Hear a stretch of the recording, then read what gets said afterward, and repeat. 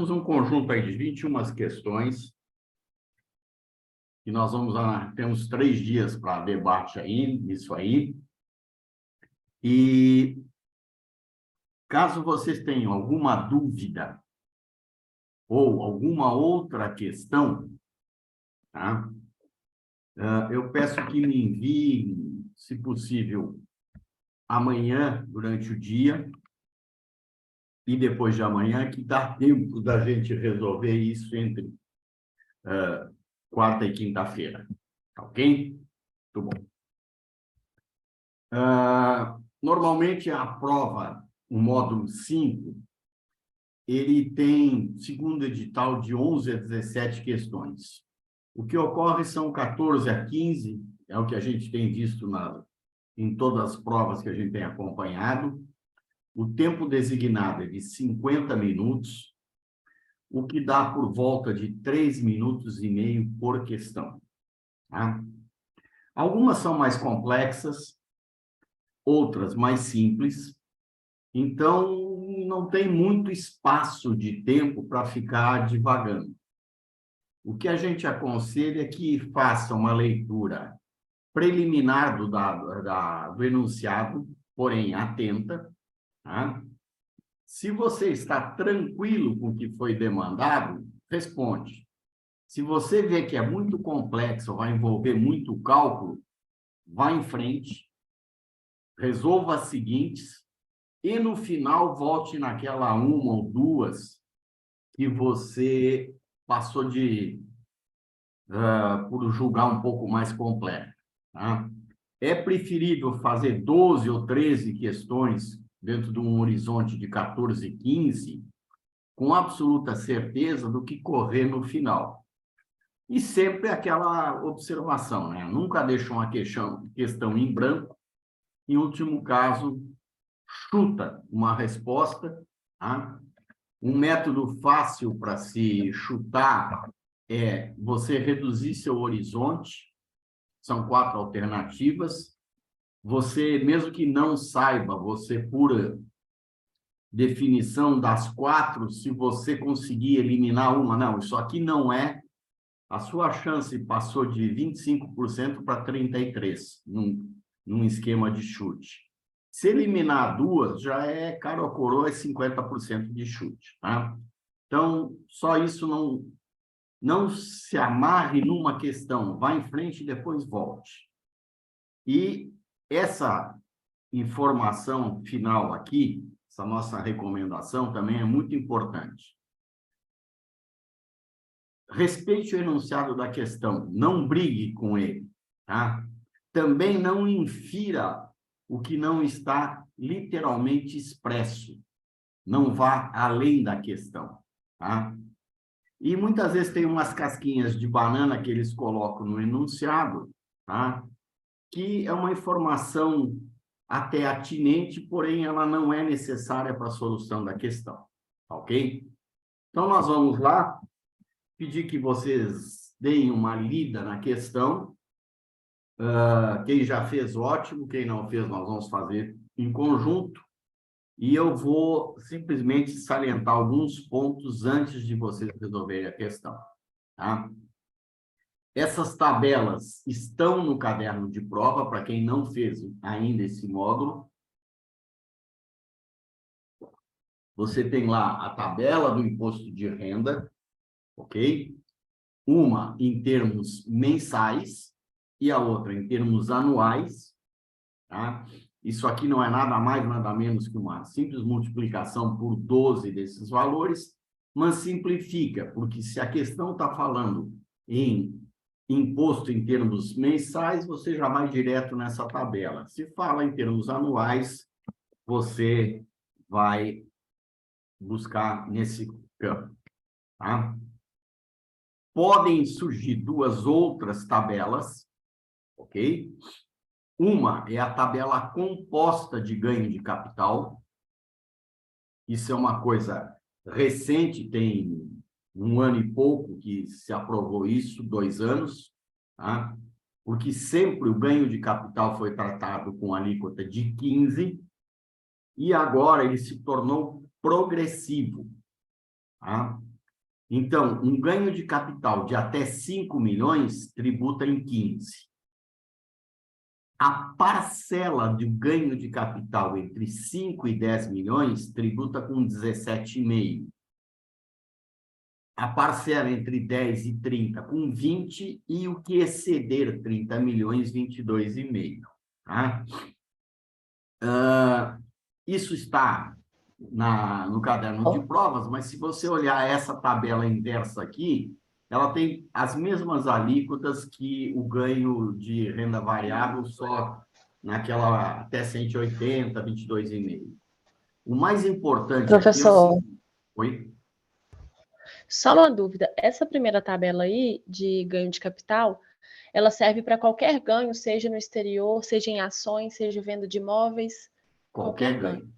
Quer dizer, ações em bolsa aqui é 15%, tá? Mas se você tiver algum ganho de valor superior, por exemplo, você vendeu um imóvel ou vendeu uma participação acionária, não ações em bolsa, tá? Você vai usar essa tabela. Porém, sempre com ponto. Então, se eu tiver um ganho de 10 milhões, sobre 5 milhões eu vou ter 15% e os outros 5, 17,5%.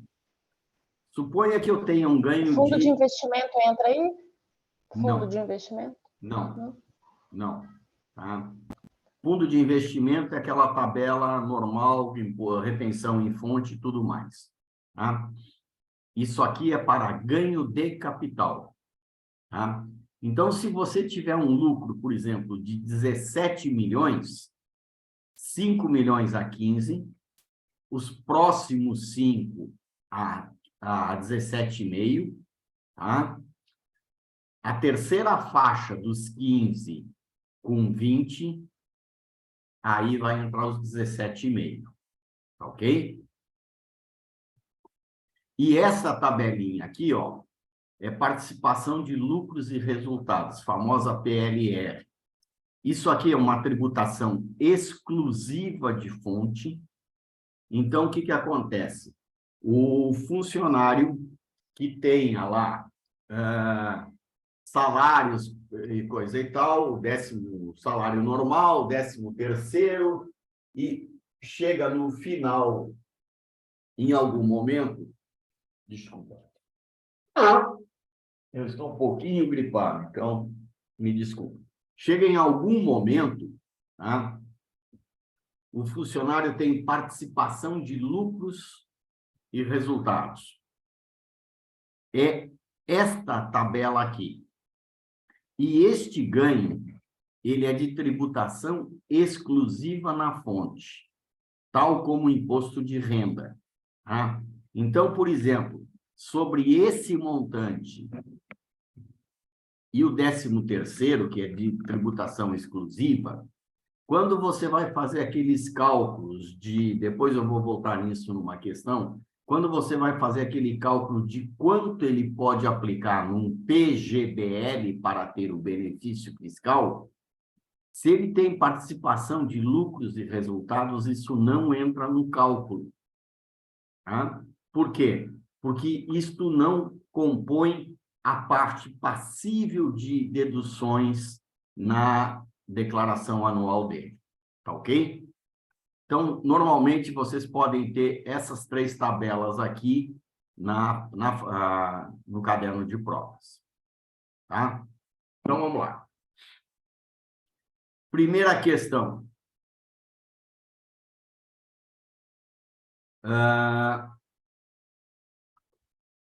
Antônio retornou de sua pós-graduação nos Estados Unidos e ele tinha juntado lá a quantia de 6 milhões de dólares, 6 mil dólares. Investiu 4 mil em ações da Apple, comprando 80 ações a R$ 50 cada, e 2 mil dólares em ações da Boeing, 8 ações a 250. Na data de compra das ações, a taxa de venda dólar real era igual a 4,25. Tá? Em novembro de 21, após o acidente com o novo modelo da Boeing lá, A Boeing deu uma parada na sua produção, Antônio vendeu as ações da Boeing a $235 cada. No dia da venda, a taxa de compra do dólar é 5,05. Tá? Em dezembro de 21, Antônio liquidou sua posição da Apple a $75 cada. Na data de venda das ações, a taxa de compra dólar real era de 5,20. Sobre o lucro oferido, houve uma tributação de 30%. Essa tributação nos Estados Unidos ela é amparada por acordo de reciprocidade. Tá? Você tem acordos para evitar a bitributação e reciprocidade. Reciprocidade são com 3 países, Estados Unidos, Alemanha e o Reino Unido. Os outros são para evitar a dupla tributação. A pergunta é, tributariamente, Antônio deverá recolher em janeiro a quantia de R$ 780 via DARF com este código, compensando o prejuízo de ações da Boeing. Recolher até o último dia útil de janeiro, 1.092, já deduzindo o imposto retido na fonte, de 30%. Recolher 1.560 via DARF e lançar o IR retido como crédito a restituir na declaração anual de ajuste. Ou, não há imposto a recolher, todavia deverá lançar o lucro líquido, deduzido do imposto retido no exterior como rendimentos isentos recebidos do exterior. Aqui tem um ponto que a gente tem que observar quando se faz uma questão que envolva operações que se auferiu ganho no exterior. A primeira coisa é você ver qual foi a origem dos recursos. Tá? Como aqui a origem foi dólares, ou seja, ele não comprou dólares aqui, pagou em reais e mandou lá para fora, ele simplesmente tinha dólares que ele, de algum jeito, ele ganhou lá fora e fez o investimento dele em dólares.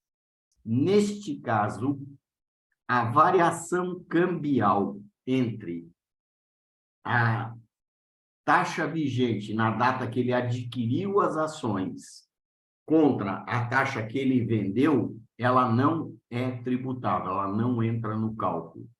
Aqui é um simples cálculo de ganho em dólares, ok? Então, aqui, ó, você tem a seguinte situação. Ele comprou ações da Boeing, despendeu $2.000, a taxa do dólar real era 4,25 e o preço das ações 250, ele comprou 8 ações. Da Apple, ele investiu $4.000, o preço de 50, comprou 80. Posteriormente, ele vendeu as ações da Boeing a $235 e recebeu 235, cada uma recebeu 1.880. E da Apple, ele vendeu a 75, por 75 cada, as 80 recebeu $6.000. Tá? Na venda da Boeing, ele oferiu um prejuízo, ele pagou $2.000 e só recebeu de volta 1.880. Logo, não houve imposto retido na fonte no exterior. Tá? O que ocorre? Quanto ele vai pagar de imposto? Nós tínhamos aqui 3 opções, certo? 3 valores e uma. Não há imposto a recolher. Basicamente, ele não tem imposto a recolher, porque a única ação lá fora que ele teve ganho de capital foi da Apple. 80 ações vezes R$ 75,00 vezes a taxa vigente no dia que ele vendeu as ações equivale a R$ 31.250. E todo o ganho que você faz de capital lá fora, tá? Com valor de até R$ 35.000 lá fora, está isento de imposto. Como aqui, por exemplo, eu vendo qualquer bem meu, não sendo ações negociadas em bolsa ou ouro, eu vendo qualquer bem meu aqui por até 35 mil reais no mês, eu não sou obrigado a pagar imposto. Se exceder os 35 mil reais aqui, eu tenho que tributar integralmente. Tá? Houve uma retenção de IR no exterior de $600, que é os 30% sobre os 2 mil que ele apurou de ganho, que custou 4, ele vendeu por 6. Tá? O lucro líquido que ele teve de 7.280, como é que nós chegamos nesse número? Os $1.400 que ele ganhou, certo? Vezes 5,20, 7.280. 1.400 por quê? Mas ele não ganhou 4.000, certo? Ele vendeu por 6 e pagou 4, 2.000, mas ele teve retenção de $600. Eu estou falando em lucro líquido. $1.400, 5,20, 7.280, deve ser lançado como renda líquida na declaração anual de ajuste. O que vai acontecer com estes $600 aqui? Isso é um imposto que ele pagou lá, como ele não tem imposto a pagar aqui, porque a venda foi inferior a 35 mil, morre o assunto.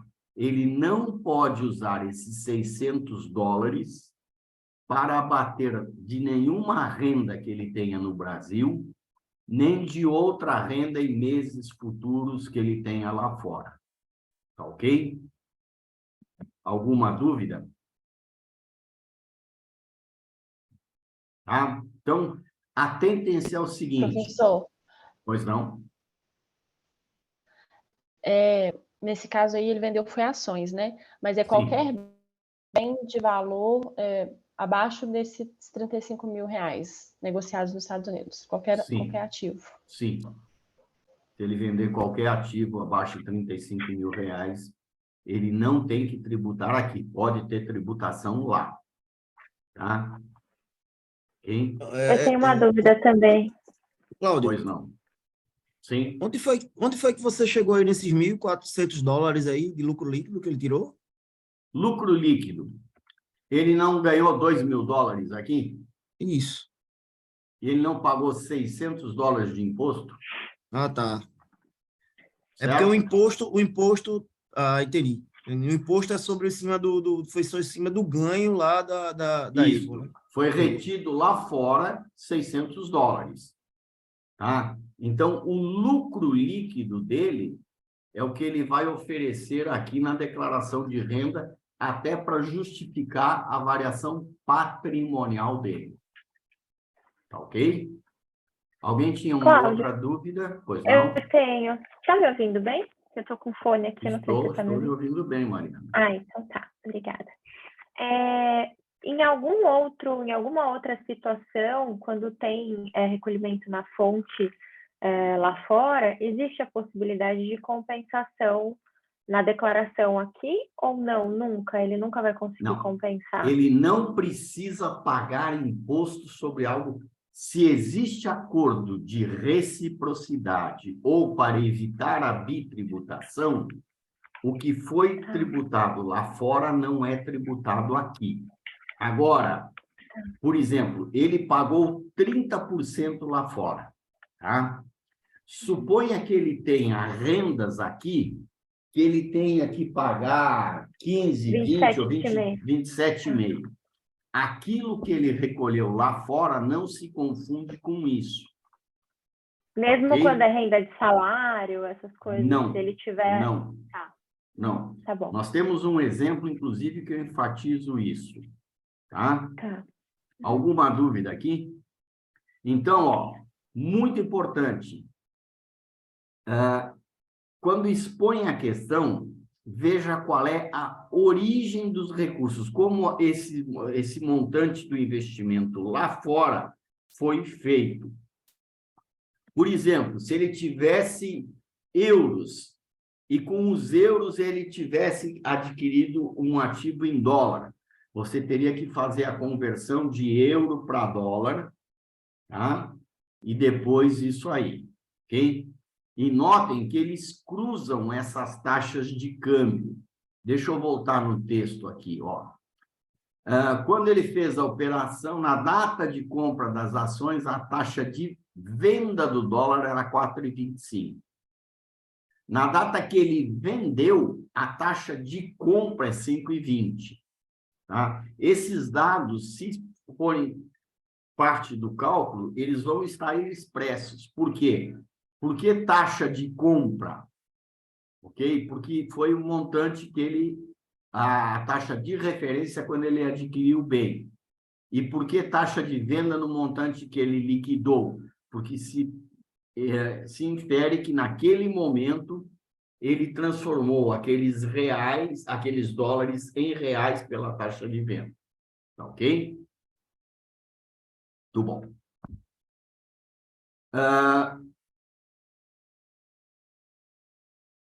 Notem que no enunciado aqui, isso muitas vezes acontece, eles têm evitado, mas muitas vezes acontece.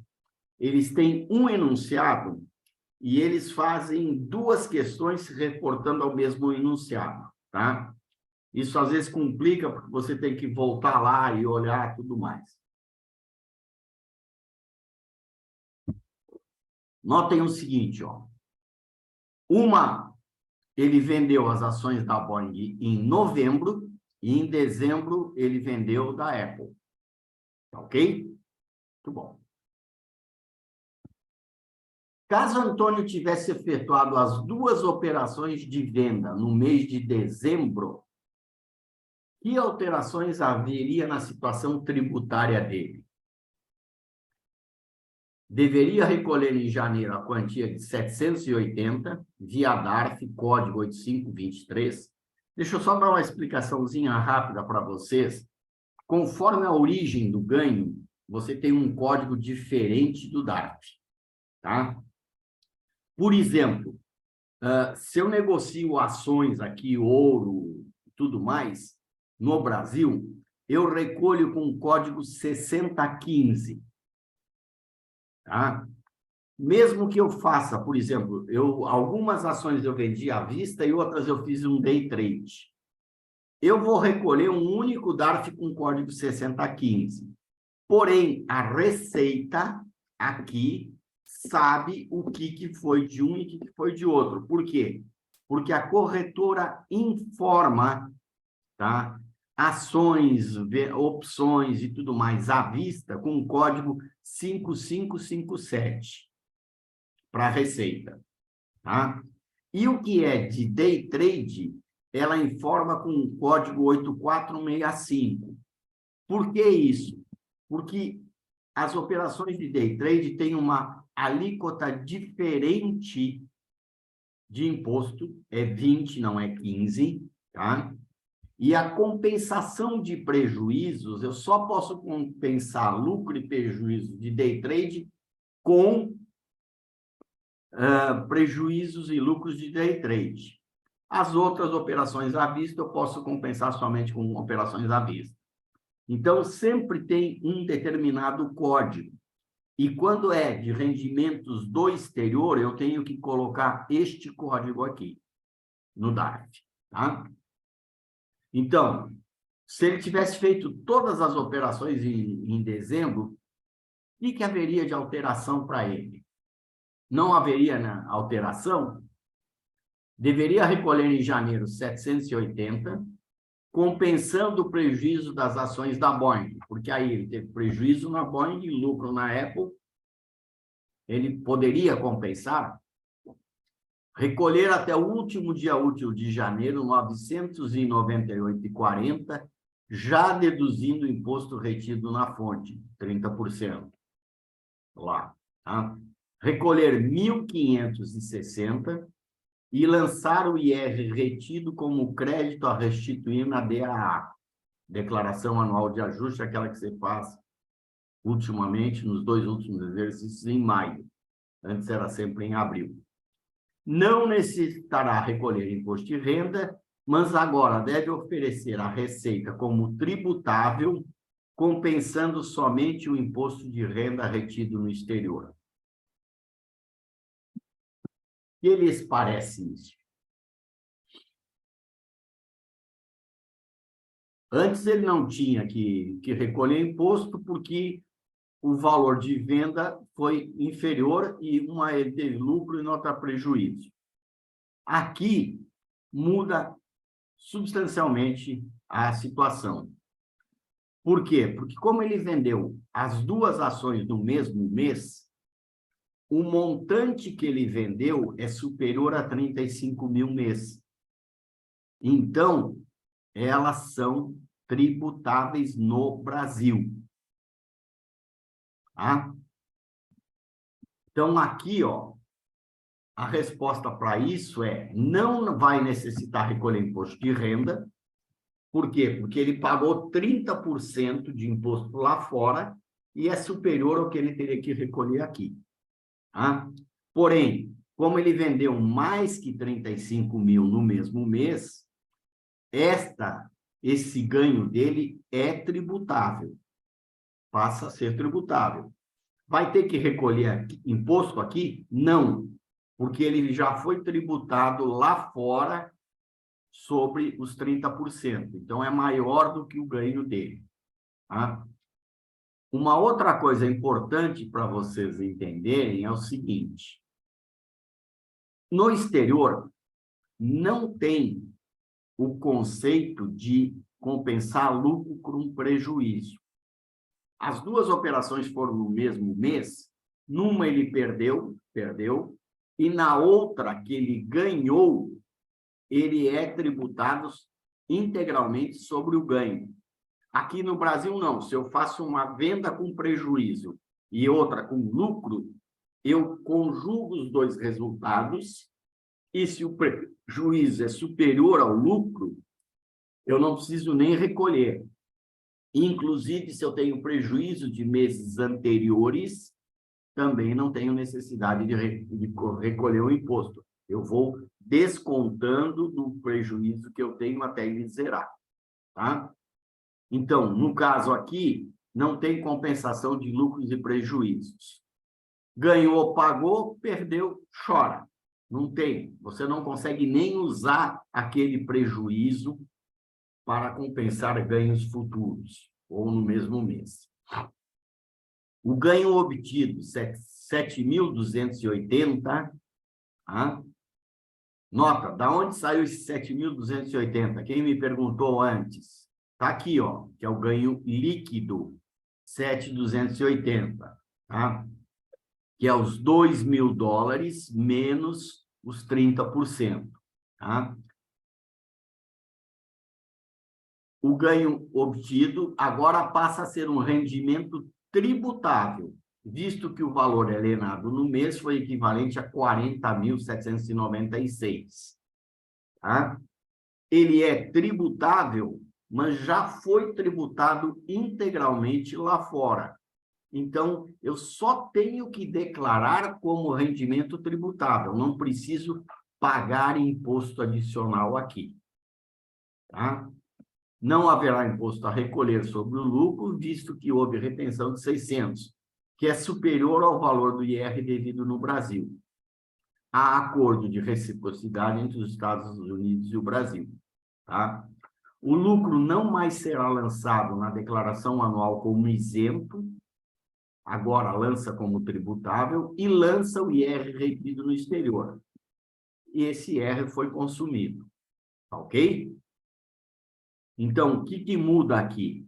Ele deixa de ser isento, porém ele não sofre tributação, porque ele já pagou o imposto lá em valor superior ao que seria tributado aqui.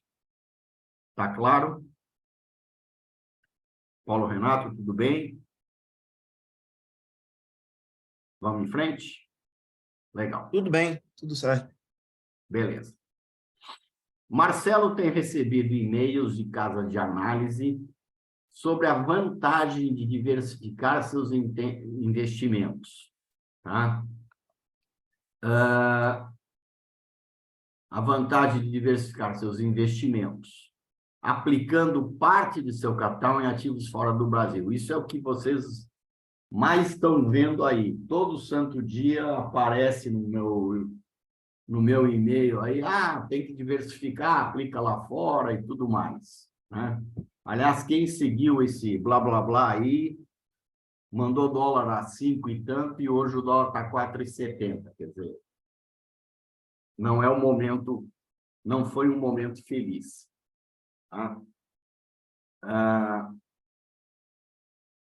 As opções de investimento sugeridas seriam comprar BDRs, que são recibos de depósito de ativos estrangeiros depositados no Brasil e negociados aqui, é o Brazilian Depositary Receipts, tá? Ou aplicar em ETFs sobre ativos negociados nos mercados externos, quer seja nos Estados Unidos, Europa ou na Ásia. Tá? Essa semana recebi uma casa de análise, um e-mail, dizendo, olha, vamos aplicar na China. Eu digo, tá bom, deixa comigo.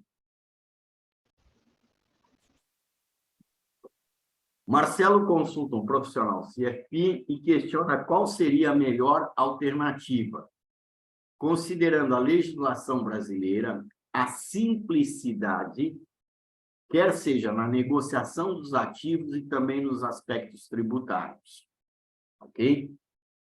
Você sabe que Marcelo recebe o aluguel de um imóvel locado diretamente a uma pessoa física no valor de R$ 1.900 por mês. Tá? Qual a sua indicação? Comprar BDRs, pois estaria aplicando diretamente na ação que o lastreia e teria, além da possível valorização do ativo local, o recebimento de dividendos em moeda estrangeira. No aspecto tributário, teria o mesmo tratamento de investimento em ações no mercado brasileiro.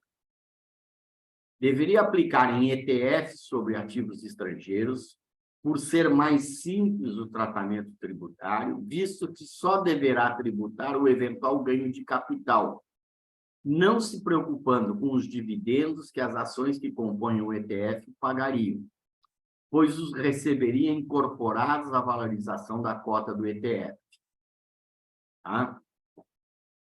Não operar BDRs, pois os rendimentos recebidos no exterior, os dividendos, impactaria a sua renda mensal, considerando que recebe aluguéis mensalmente.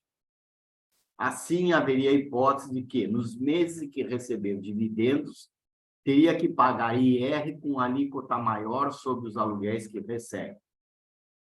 Você explica que tanto faz BDR ou ETF, negociado na B3, pois o tratamento tributário e operacional será o mesmo, visto que ambas as operações são cursadas no mercado local. E aí? Vocês viram que aqui eu fiz uma salada, né? Eu já coloquei um ponto a mais, que o cidadão tem um aluguel que ele recebe de uma pessoa física. O que isso muda no nosso racional de responder essa questão? Se ele recebesse o aluguel de uma pessoa jurídica, a pessoa jurídica reteria na fonte o imposto de renda. Tá? Porque a pessoa jurídica, quando paga rendimentos para uma pessoa física, ela vai lá naquela primeira tabelinha mensal que vocês viram no primeiro slide, vê aonde está a renda, qual é a alíquota que ela tem que aplicar sobre a renda e paga para o locador aqui, no caso, né? Ele paga o montante já deduzido o imposto de renda na fonte. Tá? Então, aqui, ó, estão corretas as afirmações 1 e 2, 2 e 4, 1 e 4, somente a alternativa 3. Vamos lá. 1.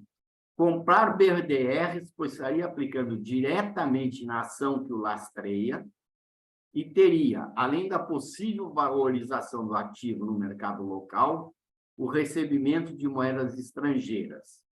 No aspecto tributário, teria o mesmo tratamento do investimento em ações no mercado brasileiro. Está correto isso aqui?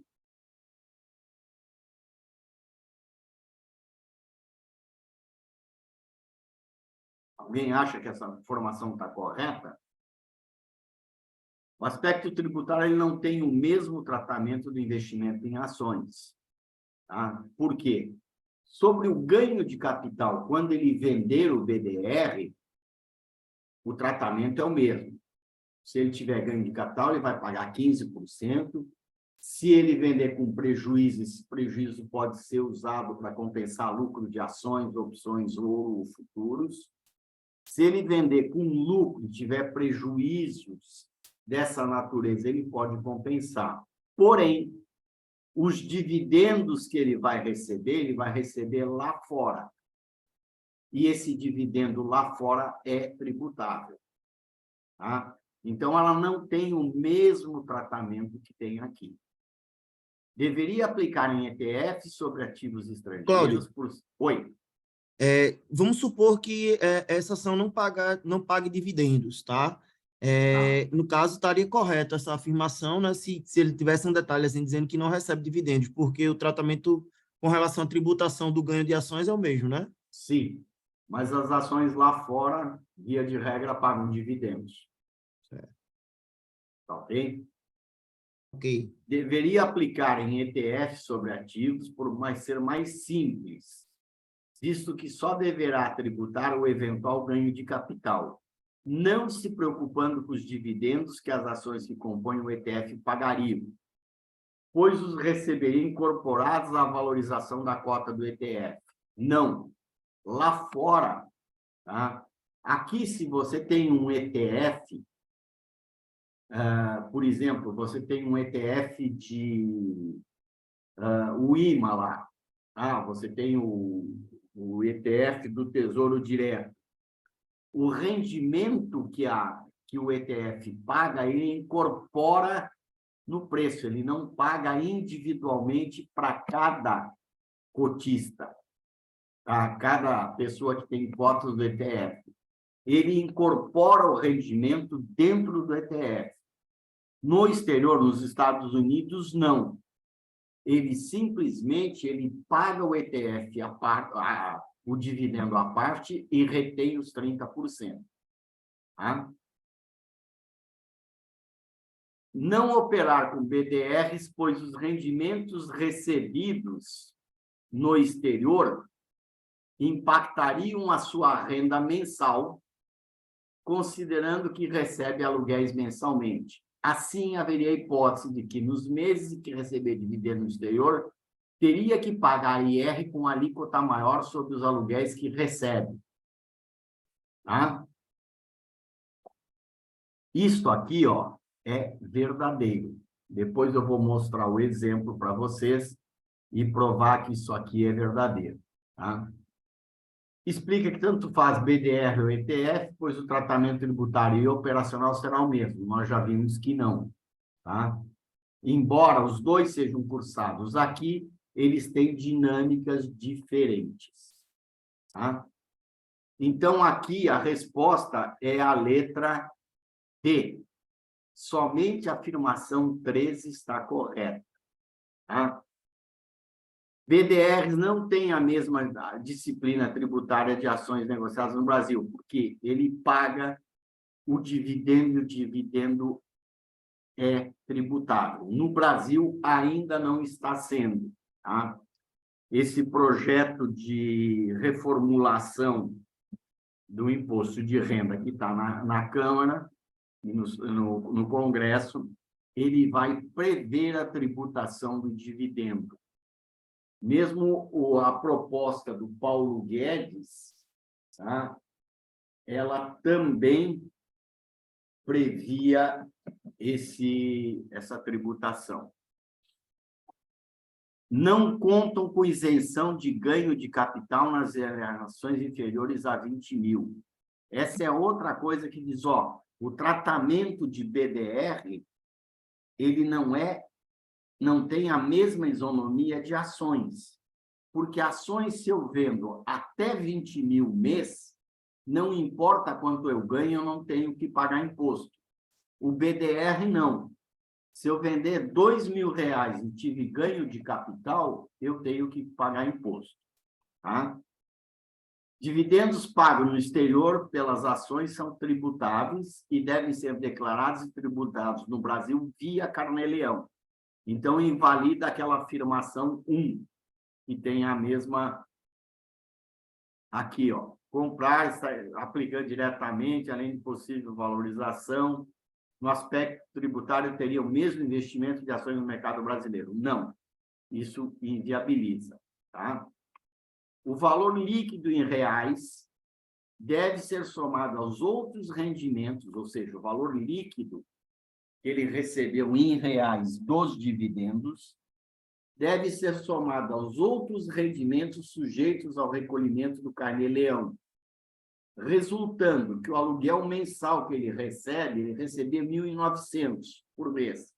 1.900 fica naquela faixa de isenção de imposto. Volta lá na primeira tabelinha, no começo da apresentação, tem até 1.900 e pouco por mês, é isento. Tá? A partir de agora, essa isenção subiu para 2.500.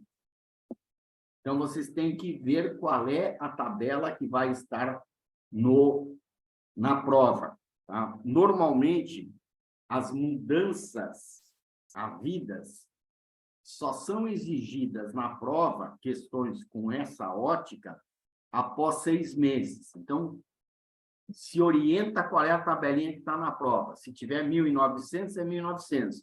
Se tiver 2.500, que passou a ser a nova tabela do IR em maio, usa aquela tabela. Tá?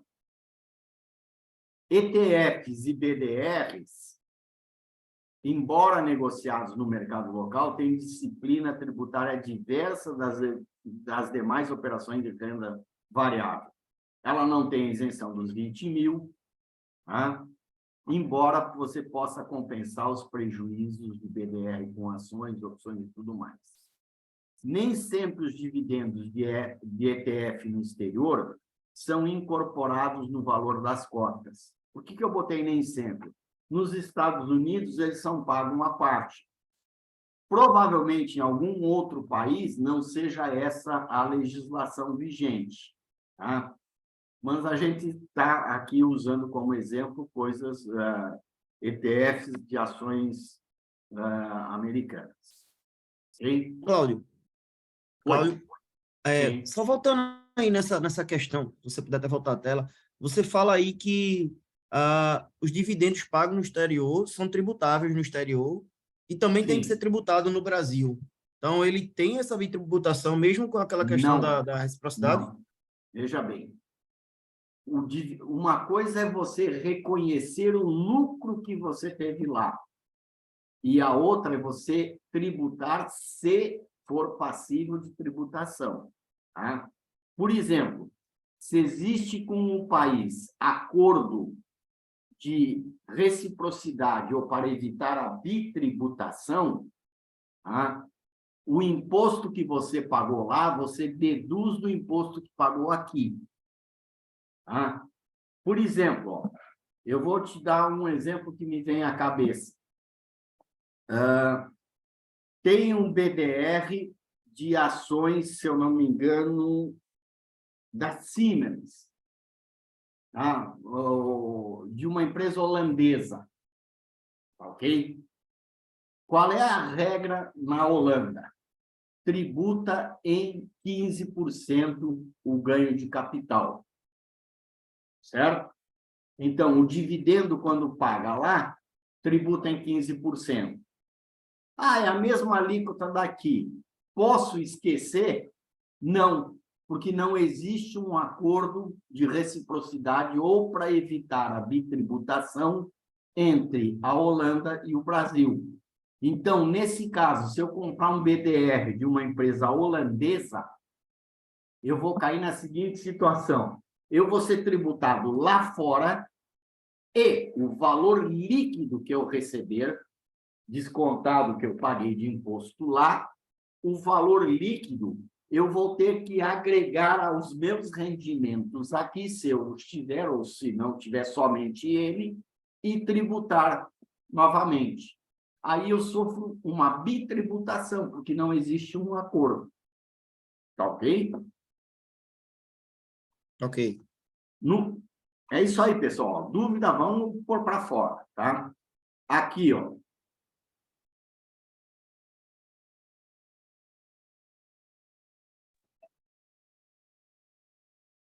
Nesse caso aqui, o que vai acontecer? Quando ele receber o dividendo, mesmo que tributado, suponha que ele tenha comprado um BDR ou um ETF dos Estados Unidos, tá? O que vai acontecer? Ele vai ser tributado lá fora, está coberto por acordo para evitar a bitributação, nos Estados Unidos é reciprocidade, ele não tem que pagar aqui. Porém, imagina o seguinte, ele recebeu já líquido de imposto R$2.000, tá? Deixa eu voltar lá aqui, ó, faixa mensal, tá? Ele recebeu lá fora ele recebeu R$3.000 já líquido de imposto de dividendos de um BDR ou de um ETF, tá? E ele recebe aqui, ó, R$1.900 de aluguel. Quanto ele recebeu passível de tributação no mês? Ele recebeu os 3.000 lá fora, mais 1.900. Em que alíquota ele vai tributar o aluguel dele aqui? Ele vai cair nessa alíquota, tá? De 22,5%. Então, aquele R$1.900 que antes era isento, ele vai ser tributável na fonte em 22,5%, tá? Sobre os 1.900, deduzindo 636. Vai dar um 0,0 nada, mas vai ter que fazer a tributação. Mas ele não pode? Mas espera aí, ele foi tributado lá fora em 30. E a legislação aqui é 15. Ele não pode usar aquele excesso de imposto que ele teve lá para não pagar aqui? Não. Impostos que você teve no exterior, tá? Não podem ser compensados com impostos devidos gerados por rendas domésticas. Ok?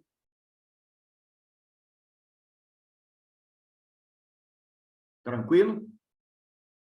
Então, tem que pensar um pouquinho antes de ver qual é o efeito dentro da análise do que são as rendas do seu cliente e tudo mais. Tem muita gente que passa batido nisso por desconhecimento e, posteriormente, pode ter problema com cair numa malha fina. Tá? Questão 4. Você decidiu investir em ações do mercado norte-americano, se cadastrou numa corretora, efetuou remessas mensais em reais para comprar ações da Apple, conforme o quadro abaixo. Então, em janeiro, tá? O dólar era 5,362, tá? O preço da ação era 120,80 e você mandou lá para fora R$48.580, que te permitiu comprar 75 ações. Tá? Em março, o dólar subiu, preço da ação caiu, você mandou 67.000 e comprou 100 ações. Em maio, o dólar tinha caído, você mandou mais 25, o preço da ação subiu e comprou 35. Ok? Em junho, tá? Você vendeu 125 ações a 129,5. Então, o enunciado da questão é isso. Investiu nessas datas este montante em reais, com essas taxas de câmbio, o preço da ação era esse, você comprou essas ações. A sua carteira de Apple tem 210 ações ao preço médio de 120,41, certo? Aí você vende 125 ações a 129,50. Calcule o valor de imposto de renda a recolher no Brasil, desconsiderando custos. Que custos? Corretagem, emolumentos e outras coisas. Tá? 839.999.462,70 não tem imposto a recolher, visto que houve prejuízo na operação. Como é que eu cheguei ao conceito de prejuízo? Da onde eu tirei isso? Ora, eu vendi 125 ações a 129,50. E o problema aqui, proposto, me diz que o meu preço médio é 120,41. Eu tive prejuízo? Tive. Por quê? Pela simples razão que, aqui no Brasil, quando você faz o seu cálculo de ganho de capital, você considera o seu custo médio de ações. Tá? Lá nos Estados Unidos, não funciona o conceito de custo médio. Lá fora, eles sempre fazem a venda da ação mais antiga que você comprou. Então, é o critério do first in, first out. A primeira ação vendida são as primeiras compradas. Tá? Ou seja, sempre as mais antigas. Aí é que eu chego naquela situação de que eu vendi a quanto? A 129,50. Tá? E o meu preço era dessas ações. Porém, como essas ações foram adquiridas através de remessa de reais, eu tenho que, para efeito de cálculo, computar um montante que eu despendi em reais para cada uma delas. Tá?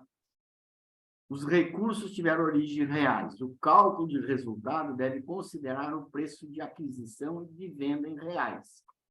Mesmo que eu só vendesse as primeiras e as segundas, ou seja, eu vendi 75 deste lote aqui e 50 desse, tá? E vendi a um preço superior em dólares ao preço de aquisição. Porém, como a origem foi em reais, eu tenho que ver quanto foi o meu custo em reais e quanto eu oferi em reais pela venda das 125. Então, tem esse desdobramento aqui, ó.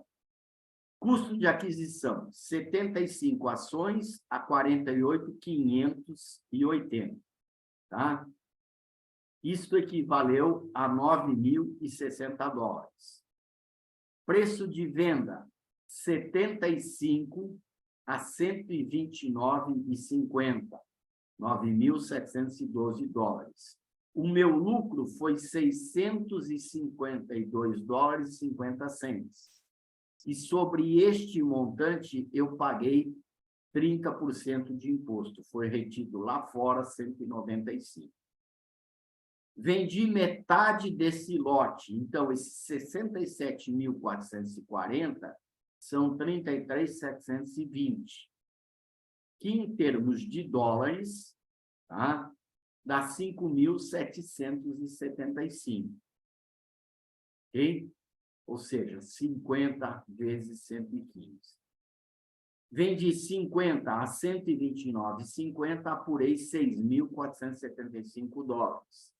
Tive um lucro, 6.475 menos 5.775, de 700 dólares.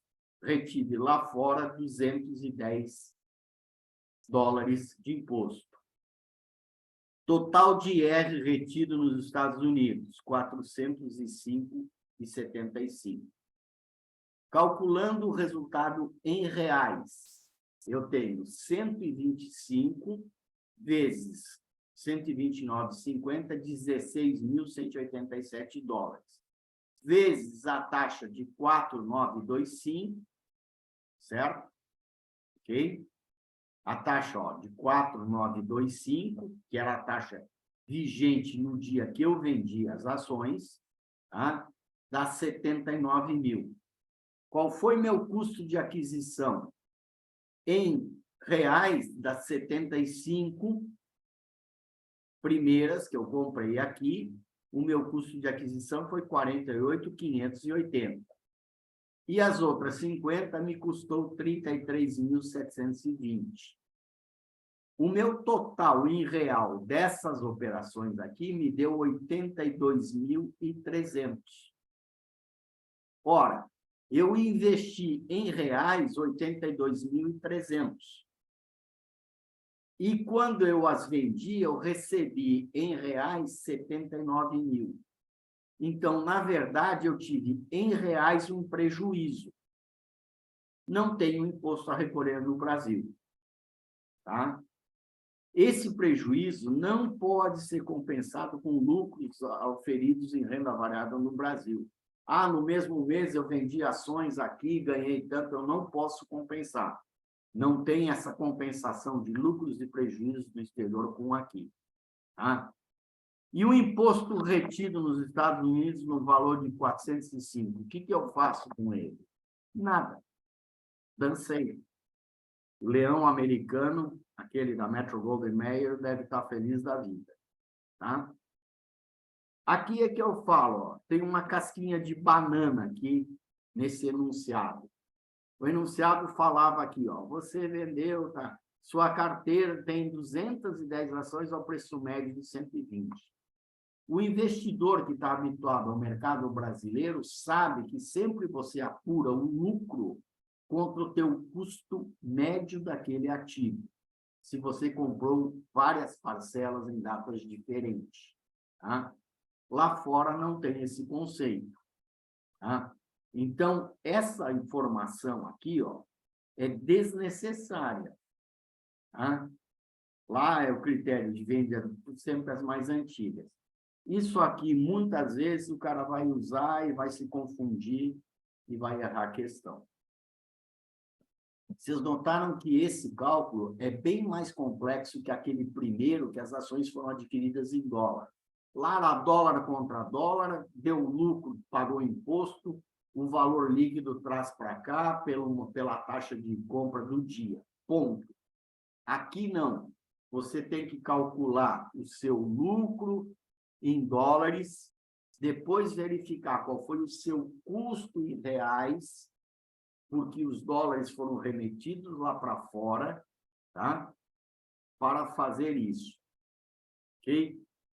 Eu, sinceramente, eu não opero ativos no exterior. Tá? Primeiro, porque complexidade exatamente desses aspectos tributários e não sei se, para mim, valeria a pena. Tá? Eu opero aqui ações, fundo imobiliário e outros ativos de renda fixa e tesouro. Deu. Ok? Muito bom. Dúvida?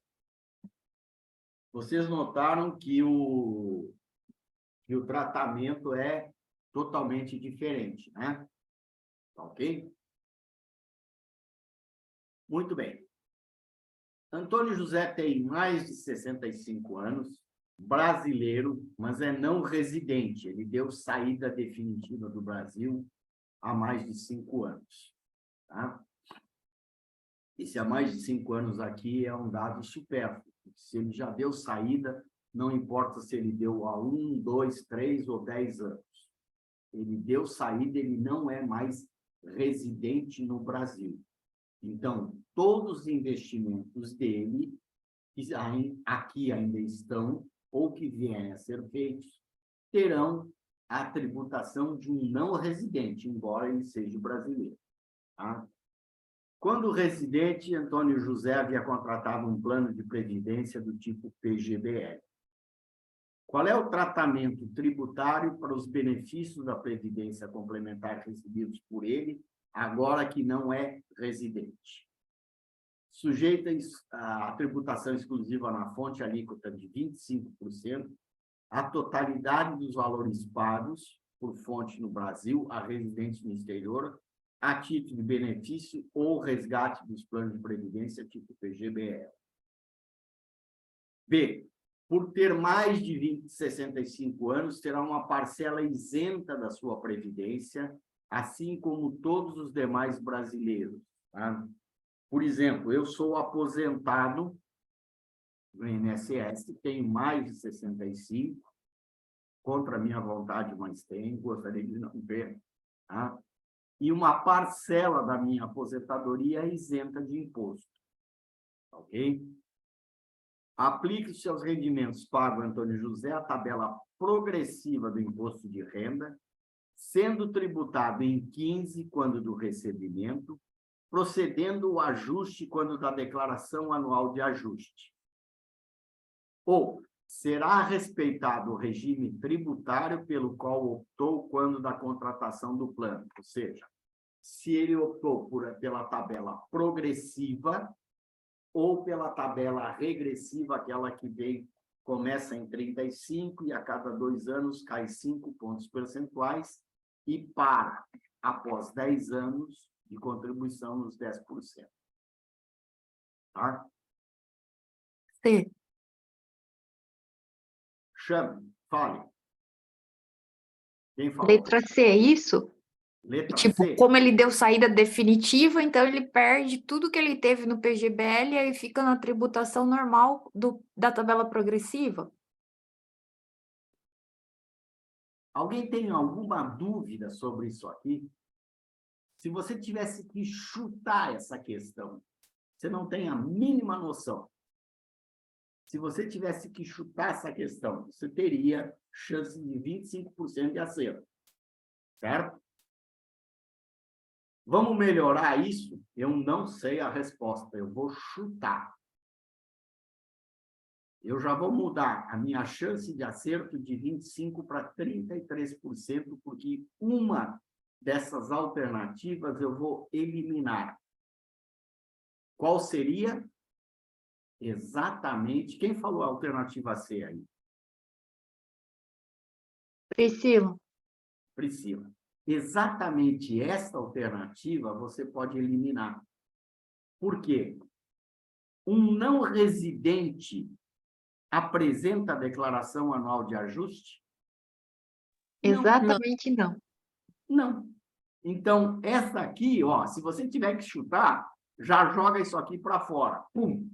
Bom, não residente não apresenta, ele não tem mais residência fiscal aqui. Ele não é obrigado, embora haja retenção de imposto de fonte nos investimentos dele e tudo mais, segundo regras de não residente, mas ele não apresenta a declaração anual de ajuste. Então, essa aqui você já joga. Tá? Outra que você pode jogar fora é essa aqui, ó. Antônio, por ter mais de 65, terá uma parcela isenta na sua previdência, assim como todos os demais brasileiros. Ele é brasileiro? É. Só que essa faculdade, que é facultativo não, essa isenção que existe para quem tem mais de 65 anos é somente sobre os rendimentos da Previdência Oficial, em outras palavras, INSS. Então, essa aqui eu já poderia eliminar. Beleza, eu tenho chance agora de 50%. Cara ou coroa? A. O fato de ser não residente não importa se ele está em regressiva ou progressiva, tributa em 25%. É porque aí já fica na fonte, né? Isso. Tá? Aí tem aquela malandragem, né? Nada impede dele vir para o Brasil, ficar mais de 6 meses aqui, readquire a condição de residente e faz o seu resgate do plano. Se for vantagem financeira, ele passar 6 meses aqui para ter ou a tabela regressiva, ou ter aquela tabela. E aí ele vai ter que fazer uma nova declaração de saída e apresentar uma declaração de renda, que é a declaração de saída. Ok? Professor Cláudio. Ô, Cláudio, desculpa, só essa questão dos 25% aí para não residente, ela é só aplicada em previdência ou qualquer tributação de Não, rendimento? previdência. Só para Tá? previdência. Porque tributação de não residente, você, anotem aí, ó, IN 1585/2015. Tá? Isso aí tem cento e tantos artigos, e os artigos finais dela, são 104, se não me engano, os artigos finais falam exatamente da tributação do não residente. Dependendo do ativo em que ele investe aqui, tá? Ele não tem nem imposto de renda. Se ele investe em mercados futuros de commodities, o ganho dele é isento. Se ele investe em algum ativo que para o brasileiro é isento, tipo LCA, LCI, um fundo de infraestrutura, ele tem a mesma vantagem. O não residente tem vantagens, muitas vezes, sobre o residente. Mas, nesse caso aqui do PGBL, ele vai pagar 25%, independente de qual regime ele está. Tá?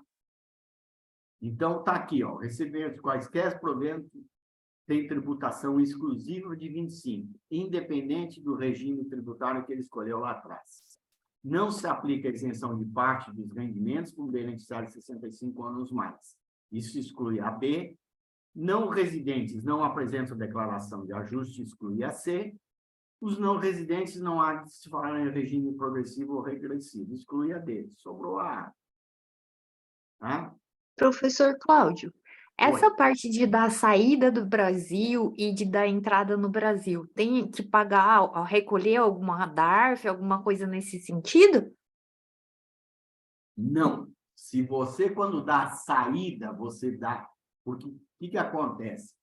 Você, quando sai, você tem um prazo para dar um pré-aviso para a Receita que você está saindo. Tá? E, por exemplo, eu resolvo sair em maio. Eu resolvo sair em fevereiro. Tá? Eu trabalhei o ano anterior... Deixa eu mudar, vai. Eu resolvi sair em outubro. Eu dou um aviso, eu comunico à Receita que estou saindo. E, em maio do ano seguinte, abril, maio do ano seguinte, eu apresento a minha declaração de renda do ano anterior, os rendimentos que eu tive no ano anterior, ou seja, de janeiro até a data efetiva que eu saí, tá? E, na minha declaração, eu já digo que aquela declaração é de saída. Tá? Se eu não dei o pré-aviso, tem uma multinha lá de aquelas multinhas irrisórias, tá? De R$156 e cebolinha. O que acontece? Eu vou dar um exemplo bem clássico para vocês. Meu filho e minha nora saíram do país. E eles não deram o aviso. No ano seguinte, quando eu fiz a declaração de imposto de renda deles, tá? Eles tinham um imposto a restituir. Eles ficaram 4, 5 meses aqui. O que eles ganharam era muito pouco em termos anuais, e eles tinham um imposto a restituir. A multa foi deduzida do imposto que o Leão estava me devolvendo. Tá? E, aliás, aí eu dei uma sacaneada no Leão, porque o tempo inteiro, como eles não tinham dependente nem nada, eu sempre fiz a declaração deles em separado. Tá? Naquele ano, eu estava fazendo em separado, quando eu vi que tinha uma multa para cada um. Eu digo, espera aí. Peguei e fiz uma declaração em conjunto. Não alterou o montante que eles tinham a restituir e Em vez de pagar a multa de 2, eu paguei de 1 só. Tá ok? Tinha mais alguém que tinha uma pergunta? E se sair do Brasil e não avisar, não dar a saída definitiva, e fica tipo 1 ano, 2, 5 anos que seja. Aí, tipo, tem multa por ano que a pessoa saiu e não avisou, é isso? Não. Tem algo muito pior. É? O quê? Legal. Ah, você conhece Léo? Não. Não, né? O bichinho é... O ponto é o seguinte, se você não dá a sua saída definitiva, você continua como residente fiscal. Então, a sua renda lá fora é tributada aqui também, é devida aqui. É bem mais do Mas que 150. e se eu continuar fazendo a minha declaração como isento e mesmo estando fora? Tem o risco de você cair numa malha fina. Ah, Tá? se eu não movimentar nenhuma conta? Independente de movimentar a conta, inclusive melhorou muito a situação, porque antes, quando a pessoa saía do país, Ah, aí era uma distorção entre Banco Central e Receita. A Receita diz o seguinte, que você tinha que avisar as fontes que lhe pagam rendimentos que você saiu do país e passou a ser não residente. Aí você tem aplicações financeiras, você chegava no banco e diz, ó, eu estou me mandando, né? Estou te avisando que deixei de ser residente fiscal no Brasil. O que o banco deveria fazer? Imediatamente, pela legislação anterior, que mudou neste ano passado, saiu uma legislação de câmbio nova, tá? Ele tinha que encerrar as suas contas, a sua conta corrente, e se você quisesse continuar, ele tinha que fazer uma conta de não residente. É a famosa conta 4373. O número 4373 é da resolução que criou isso. Tá? Primeiro, não é qualquer banco que faz isso, porque tem um trabalho enorme para o banco reportar isso para o Banco Central. Tá? E os que faziam cobravam uma taxa de manutenção de 500, 600 reais por mês. Então, era um absurdo. Tá? Mas isso era exigência do Banco Central, não da Receita. A Receita só diz assim, ó, avisa o cara que você é não residente. E não residente tinha que ter conta de não residente. Como não havia essa bola entre os dois, é muito comum o cara dar saída para a Receita, muitos até por zelo chegavam nos gerentes, olha, tenho que liquidar minhas contas, porque eu estou saindo. Não, deixa aí, coisa e tal, e continuava assim. Tá? Volta a usar o exemplo dos meus filhos. Comunicado à Receita saída, deixaram de ser residentes fiscais, não perde CPF, continua tudo bonitinho, tá? E eles têm aplicações de movimento conta corrente aqui. Eles têm aplicação em CBB, LCI, LCA, e basicamente, se for CDB, tributa na fonte, aquilo é exclusivo, fonte morreu e acabou. Hoje, o não residente pode ter uma conta comum, porque mudou a legislação cambial. Tá? Da mesma forma que o Banco Central ampliou a faixa que você é obrigado a fazer a declaração de capitais no exterior. Antes era acima de 100 mil, agora é 1 milhão. Tá? Por quê? Ele viu que o volume de pessoas que tinham valores menores e se viam obrigados a fazer não compensava. Ele deu uma regrada nisso. Tá? Aqui, ó, rendimentos de VGBL para não residentes é 15%. Tá? E é 15% definitivo, porque o não residente não apresenta declaração, não tem nada a compensar. Tá? E para o PGBL de residentes no exterior, vale a regra do domicílio. Em outras palavras, um cara que tem um PGBL aqui, ele vai ser retido em 25% aqui, e conforme a legislação do país, ele pode, quando levar esse dinheiro para fora, ser tributado lá também. Tem que ter esse cuidado, tá? Esse termo aqui, ó, residentes em país de tributação favorecida, os famosos paraísos fiscais, tá? É aquele que não tem tributação ou tem uma tributação em alíquotas muito inferiores a nossas. Neste caso, o VGBL vai pagar 25% também, e não 15%. Tá? Se eu sou residente em Cayman ou Ilhas Virgens Britânicas, coisa e tal, como lá é um paraíso fiscal, o VGBL vai ser o mesmo tratamento do PG. Tá? Poderá haver a tributação no país de residência conforme a legislação local. Vamos mais uma? Simone? Pode seguir, professor, mais uma. Podemos ir até as 20h30? Podemos sim, podemos, turma? Tá bom. Tudo bem? Maravilha.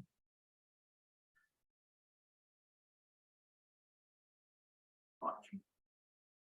Referente a rendimentos auferidos no exterior por residentes no Brasil, podemos afirmar que ganho de capital, alienação de bens ou direitos, a liquidação, resgate de aplicações financeiras, inclusive depósito remunerado, adquirido em moeda estrangeira, bem como alienação de moeda estrangeira mantida em espécie em valores superior a 5.000 ano, ou seu equivalente em outras moedas, de propriedade de pessoa física, estão sujeitos à apuração de ganho de capital, sujeitos à tributação de forma definitiva. Ok? Primeira afirmação. Os demais rendimentos recebidos de fontes situadas no exterior por residentes, transferidos ou não para o país, estão sujeitos à tributação sob a forma de recolhimento mensal obrigatório, carnê-leão, no mês subsequente ao recebimento e na declaração de ajuste anual. O imposto pago no país de origem dos rendimentos pode ser compensado integralmente no mês de pagamento, com o imposto relativo ao carnê-leão do contribuinte e com o apurado na declaração anual de ajuste. A compensação do imposto pago no exterior, desde que devidamente comprovada, independe de acordo entre os países. Dessas afirmações, o que é verdadeiro e o que é falso? Estão corretas as afirmações 1, 2 e 4, 1 e 2, 1, 3 e 4, ou somente a alternativa 2? Vamos lá.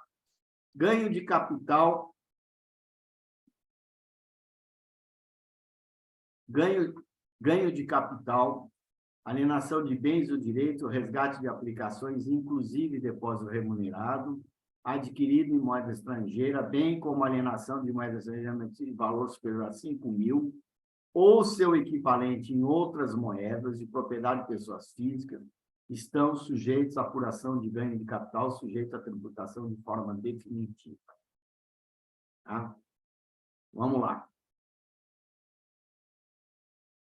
O imposto pago no país de origem do rendimento pode ser compensado no mês de pagamento com o imposto relativo ao carnê-leão e com o apurado na declaração de ajuste anual até o valor correspondente à diferença entre o imposto calculado com a inclusão dos rendimentos de fontes no exterior e o imposto calculado sem essa inclusão.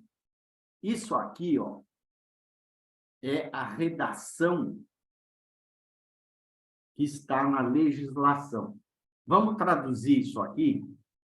O imposto retido no exterior, mesmo amparado por acordo, não são dedutíveis de impostos gerados por renda no país. Tá? Então, por isso que ele diz, ó, você calcula incluindo e excluindo o que tem aqui. Tá? Então, isso aqui invalida o item 3. Qual era o nosso item 3? Imposto pago no país de origem dos rendimentos pode ser compensado integralmente no mês do pagamento, com carnê-leão e com apurado. Não. Ele só pode ser compensado sobre a renda que ele gerou lá fora, não sobre rendas aqui. Tá? Então, esta informação invalida o item 3. Para que sejam compensados, é necessária a observação de acordos, tratados e convenções internacionais entre o Brasil ou da existência de reciprocidade de tratamento. O teor e a vigência concessiva devem ser comprovados pelo contribuinte, se for acordo de bitributação, com cópia de lei publicada. Isso aqui é detalhe, tá? Esquece. Não é necessária a prova de reciprocidade para a Alemanha, Reino Unido e Estados Unidos, que é diferente da bitributação. O outro, se a Receita me chamar, eu tenho que apresentar a lei de lá, devidamente traduzida aqui com um tradutor juramentado, tá? E comprovar o recolhimento lá fora. Quanto a impostos retidos nos Estados Unidos, só é aplicável a compensação se forem impostos federais. E para todos os demais países, só podem ser compensados se amparados por acordos para evitar a bitributação. Tá? O Brasil tem 32 ou 33 acordos para evitar a bitributação e esses 3 de compensação. Tá? Então, neste caso aqui, ó, invalida o item 3, invalida o item 4. O que nos sobrou? 1 e 2. Porque na A o 4 está invalidado, tá? Na C tá, o 4 também, e somente a alternativa não. A 2 também é